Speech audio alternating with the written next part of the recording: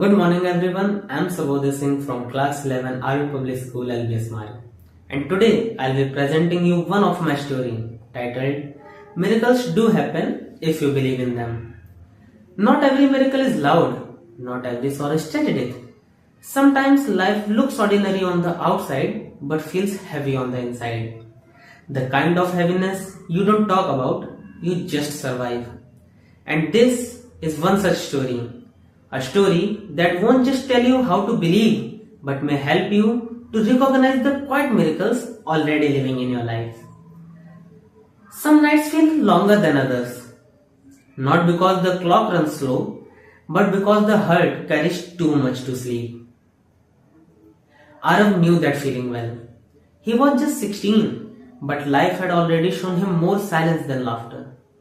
His mother had been sick for months, and his father worked far away, sending money but hiding his worries in small phone calls. Arav handled everything quietly, the medicines, the meals, and the loneliness. He didn't complain, but somewhere inside, a small voice always kept asking him, "Why me?" Well, he never got an answer. Every night he stared at the ceiling and thought about what his mother once said. Miracles do happen, Arav. We just need to believe in them. He used to smile politely when she said that. The kind of smile people give when they already stopped believing. Days passed the same way, long, heavy and grey. Hope had started to fade like an old photograph. But one evening, when he came back from the school, he saw something that stopped him. His mother was standing near the window, sunlight falling gently on her face. She turned, smiled and said, "I walked a few steps today."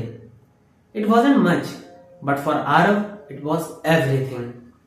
He didn't jump with excitement. He didn't cry. He just stood there, watching her smile and felt something he hadn't felt in a long time. Warmth. That night, while washing dishes, he caught his reflection in the steel plate and realized he was smiling too. Days turned into weeks. His mother began recovering. Slowly, imperfectly, but surely. The doctor called it a good response to the treatment. Arav called it a miracle. Because somewhere along the way, something had changed. Not around him, but inside him. He had stopped expecting miracles to fall from the sky and started believing they could arise from within, from faith, effort, and love.